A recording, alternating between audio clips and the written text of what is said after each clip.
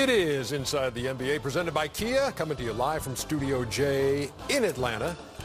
Charles Barkley, Kenny the Jet Smith, Shaquille O'Neal, Ernie Johnson, University of Georgia, class of 78, number one team in the college playoff For the next ranking. 48 hours they are. Should I say the University of North Carolina won the national championship every day till the season starts? Yes. No, I'm talking about current right now. Hey, do me a favor, Ernie. When y'all come down to Auburn this weekend, don't bring that cow dunk down there. All y'all shoes from over in Athens. Oh, my. You're going to wish Georgia never went down there. Yeah, okay.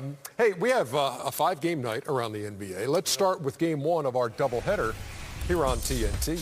Cleveland and Houston running at the Toyota Center over in H-Town. And there's Chris Paul, who's only played one game so far. And You look like you've been a backup dancer for the Pips. That purple suit. oh, there's LeBron. Early 10-10 tie. Shout out to Gladys Knight. What a great lady. Oh, give me that. There, twist his ankle. LeBron, stepped on Trevor Ariza's foot, and Ariza went the distance. The only reason not to steal a ball when a guy twists his ankle. Oh, very accidental. LeBron would stay in the game. Boy, would he. James Harden. You know, Houston likes to shoot the three ball. You think? Oh, really?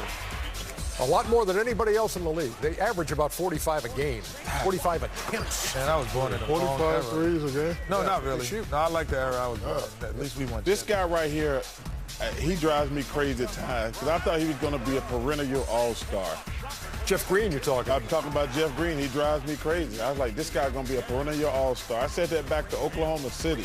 Yeah, but every now and then he can have a game like this. I think they got to play him more, too. He had 20 points in the second quarter. Remember, he used to have James Harden coming off the bench? Oh.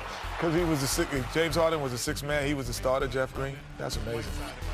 People forget that. Oh, bully ball. My goodness. Ooh-wee. I guess that ankle's all right. Oh, yes. Get out of here. Get out of my way. He had 22 in the first half. Man. 67-65, Cleveland at the break. This Eric Gordon has turned into the best sixth man in the NBA. Yeah. I'd have to agree with you, Chuck. Oh, got him. Step back. In the starting lineup right now for Houston. I know what I'm saying when Yeah. I have a question, Chuck. yes, sir.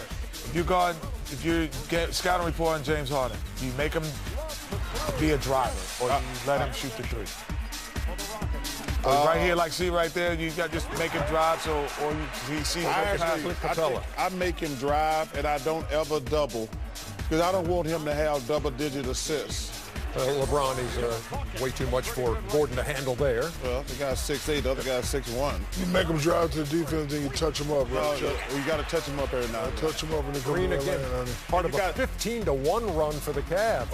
And you got to attack him. You got to attack him on the other end too, Jack. Look at this huge scramble, and somehow it's going to wind up in the hands of Harden to Capella. They just killed him on the board. That was all night long. Hey, Capella. 45-26, 17-4 offensive. Yeah, you got to let him drive one way. Pitches that, and Capella puts it Capella up there looking like Elijah one. What happened to Jay Crowder? Elijah one. 19 points and 13 rebounds for Clint Capella. What happened to Jay Crowder? I like Jay Crowder. What's going on in his head right Kidding. now? 19 and 13. Got them Chucky Brown numbers, don't he? He got them. Chuck, they said your name tonight. I know I'm going to get a text. CB-like numbers. 117-113 the final. After the game, David Aldridge talking to James Harden. don't he? Proud like numbers. Thank you very much. James, you said opening night this team had a lot more dog in it than it used to have. You had block shots from Capella. You had offensive rebounds from P.J. Tucker in that fourth quarter. That's what it's going to take, man. Myself, I missed a lot of shots, especially down the stretch, but P.J. came up with a lot of offensive rebounds and Clint as well. But our team, we just got to fight, man. We got to fight, and that's something we haven't had in the past years. You still were able to get a triple-double tonight. How did you guys attack switching small lineup that Cleveland was going to? Clint and our bigs did a really good job of catching it and making the right pass out of the double team. And so when teams start to switch and trap like that, you got to exploit it. We made shots, and we played a four-quarter full game. You came off an incredible performance the other night to 56 points, 9 and 3, most of that without CP3. What has allowed you guys to continue to play it at such a high level so far? Our defense. We've gotten better every single game, every single practice. and we know it's not going to be 12 games. It's going to be 82, going into the postseason. So it's a process, it's step by step, and it's a build-up. James, thanks very much. Congratulations. Thank you, baby. All right, back to you. Second triple-double of the season, 33rd in his career for James Harden as he goes for 35, 11, and 13. And what are you laughing about? He said the key to the game was their defense. They gave him 113 points. The team shot 56%. And that's good defense. They came into the game as the number 11 team defensive rating, and Mike D'Antoni's goal, he says, is top 5 in the league for the Houston Rockets defensively. I want to be Is that realistic thinking? It's unrealistic. Listen, I love Mike D'Antoni. He's a hell of a coach. He's probably the best offensive coach in NBA history. Wherever he goes, he made Steve Nash a Hall of Famer. James Harden is great, going to be a Hall of Famer. He's just a great offensive. But they don't have they're not going to be top 5 defense. Ernie. Yes, Shaq. That's funny. You don't have to be a great defensive team to win championship. You just have to have timely defensive stops. You always have to play with effort. They are showing a lot of effort on the defensive end, and if they can just get timely stops, they have a shot. Tied now with Golden State for the best record in the West at 9-3 are the Rockets. What now? I wasn't known for defense. Yeah, you were. I mean, you were a presence. You were a defensive presence. Yeah, but I never played on great defensive teams. Not great. Well, good and I timely disagree with stops. that. I disagree with that. Not great. I mean, Not guys great. who played against Yeah, but you, you guys guys who watch it. You look at you had Rick Fox, Robert Ory, yourself, Kobe Bryant, Derek Fisher. Those We are made great. timely stops. No, That's those are what I mean. great. Derek Fisher is known more for his defense than his offense. Rick Fox is known more for his defense. And by the time Robert got to you guys, he was known more for his defense. You guys had a great defensive team. Don't sell yourself short. But and you were a good shot blocker coming across the lane. Shaq, you're one of you and Kobe. Kobe is. And Kobe could stop You guys without question. You guys are y'all on the Mount Rushmore. Not of defense. No, but offense. Listen, it's kind of like I don't even know what analogy to lose. Okay, so we're watching the football game. Analogy to lose. To use. So we're watching the football game in the back, and people talking about. I love that my Cardinals lost tonight, but my Eagles got the best record in the world. You still don't know which analogy to use. No, like. He forgot. I forgot. Good. Come on, man. The Cleveland Cavaliers, meantime. Cavaliers. Sure, I have one tomorrow. It's late, man. Get a load of this. It's late. The Cavs are the first team since the 92-93 Mavs to allow 112 points or more in 10 straight games. That Dallas team lost 71 Dude, games. you had me on the edge of my seat waiting for this. We're gonna keep waiting. I was like, what is he going to say? It's time for hashtag AskKG, presented by Metro PCS. Here's the question for KG and company. On a scale of 1 to 10, how worried are you about the Cavs? Ernie, I would say my concern for the Cavs are 5 right now. I'm concerned of the appetite. I'm concerned at the level they're playing. As you saw at the end of the fourth quarter, last 2 minutes to last minute, it wasn't, for me, for a team that's been on kind of a losing streak or been in a funk, to me, they wasn't like running through the wall. They wasn't diving on the floor I just didn't get that. We need to win tonight, so we're going to do whatever it takes to win. You know, LeBron obviously was LeBron, and I don't know, but I do know that the season is long enough for you to turn it around. I'm going to go to this, having no preseason, having, a small preseason or a small window on top of injuries, new players, trying to form chemistry. I'm just seeing it be an example of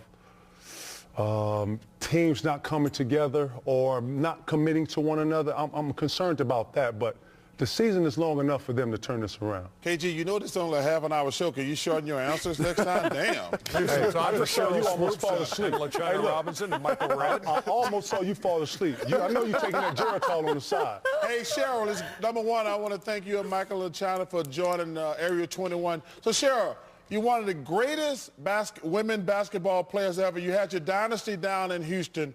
Who was the better team in Houston, your Comets or Kenny's Rockets? Ooh, don't do that. You trying to start something. You trying to start something. That's not a... That's not fair. That's not fair. terrible. Cheryl knows I love You know her. what? So Chuck, Tell him about that 4-piece, Cheryl. well, he know where I'm going. Well, Shaq know about 4 pieces of chicken. I appreciate you guys having us. I absolutely enjoy being here, but I got much respect and love for Kenny, so I'm not really going to answer that question. Yeah, Cheryl is. I mean, we were at those Comets games cheering just as hard as they were at the Rockets game cheering for us. So it was called the Clutch City for a reason, and you helped. Yeah, that because as well. of them. But let's add it. Not because of y'all. I think a lot of times when we have our female guests, we always talk about we kind of gravitate towards the WNBA.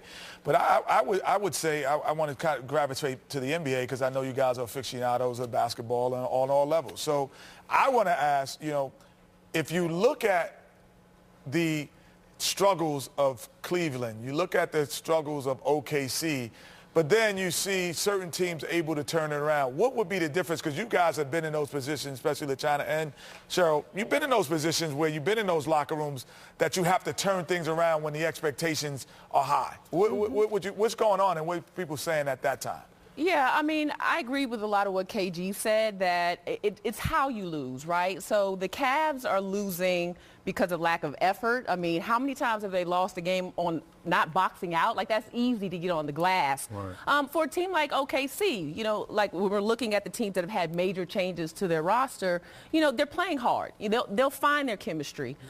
Houston obviously has found something special. So you have to keep in perspective that it's a long season, right? So you got to have some patience, but you don't want to lose games because of lack of effort. Like, that's never okay. So.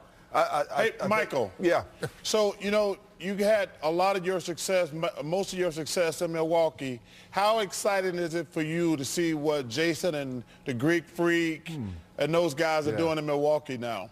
I'm super happy for the city. I'm happy for the organization. I was there about a week and a half ago, Charles, and the team is long. They have a lot of potential on what they can do. I think within the next 2 years, they can really contend for a championship, especially with the Greek Freaks. So I think the door's open for them. 2 years, Michael? What are they missing in that 2 year period? I think experience. They have to experience a semifinal. They have to experience that level for them to grow. And so I think with the Greek Freak being the franchise player, with Chris Middleton, Jabari coming back, and with the trade with Bledsoe, they got a great nucleus to potentially be really, really good. Right. Why the hell don't you have any shoes on? You think you at home? I'm chilling. I'm chilling, brother. We laid back. We're in the area, dog. We don't have rules in here. Right. Y'all got rules. Right. No rules. Drinking that Geritol, sleeping on set. At least we got on He's back cold to socks, laughing, though. man. You went 80s on us early 90s. Chill. He's cold laughing. Take a look at this here, KG. Really? Get him off you, KG. Really? Get Chuck off you, KG. That's Chuck. Get Chuck off you. Underdog, put that on the T-shirt. All right, Area 21. Thanks, y'all. See y'all later. Y'all take the rest of the night off. When we come back, the highlights from Denver, the Thunder, and the Nuggets just ahead on Inside, presented by Kia. I've never been to Area 21. Oh, Chucky Brown said, yo, you don't need the general.